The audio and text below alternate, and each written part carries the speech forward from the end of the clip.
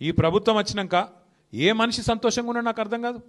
నేను నిన్న మొన్నటిదాకా చెప్పేది ఈ ప్రభుత్వం వచ్చినాక ఎవ్వరు సంతోషంగా లేరు, ఒక ముగ్గురు అక్కలు సంతోషంగా ఉన్నారని చెప్తుంటే నేను ఎవరు అక్కలు గీతక్క, సీతక్క, సురేఖక్క అని చెప్పిన. ఇప్పుడు సురేఖక్క కూడా సంతోషంగా లేదట, అదో బాధపడింది. ఇప్పుడు నేను అనుకున్నాం మొన్న గీతక్క, సీతక్క, సురేఖక్క అని చెప్తుంటే ఇప్పుడు సురేఖక్క కూడా సంతోషంగా లేదని వాళ్ళ బిడ్డనే ఏడ్చుకుంటే చెప్పబట్టే.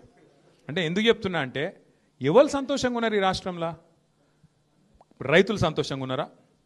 వాళ్ళకు బోనస్ వస్తుందా? వాళ్ళకి యూరియా బస్తా దొరుకుతుందా? టైంకు రైతు బంధు పడుతుందా? కరెంట్ ఇస్తుండా చక్కగా? ఏం చక్కదనం ఉన్నది రైతులకు? కేసీఆర్ ఉన్నప్పుడు ఎట్లుండే, ఇప్పుడు ఎట్లున్నది తెలుస్తలేదా? ఈ ప్రభుత్వం వచ్చినాక ఏ మనిషి సంతోషంగా ఉన్నాడు నాకు అర్థం కాదు. నేను నిన్న మొన్నటిదాకా చెప్పేది ఈ ప్రభుత్వం వచ్చినాక ఎవ్వరు సంతోషంగా లేరు, ఒక ముగ్గురు అక్కలు సంతోషంగా ఉన్నారని చెప్తుంటే నేను ఎవరు అక్కలు గీతక్క, సీతక్క, సురేఖక్క అని చెప్పిన. ఇప్పుడు సురేఖక్క కూడా సంతోషంగా లేదట, అదో బాధపడింది. ఇప్పుడు నేను అనుకున్నాం మొన్న గీతక్క, సీతక్క, సురేఖక్క అని చెప్తుంటే ఇప్పుడు సురేఖక్క కూడా సంతోషంగా లేదని వాళ్ళ బిడ్డనే ఏడ్చుకుంటే చెప్పబట్టే. అంటే ఎందుకు చెప్తున్నా అంటే ఎవరు సంతోషంగా ఉన్నారు ఈ రాష్ట్రంలో? రైతులు సంతోషంగా ఉన్నారా? వాళ్ళకు బోనస్ వస్తుందా? వాళ్ళకి యూరియా బస్తా దొరుకుతుందా? టైంకు రైతు బంధు పడుతుందా?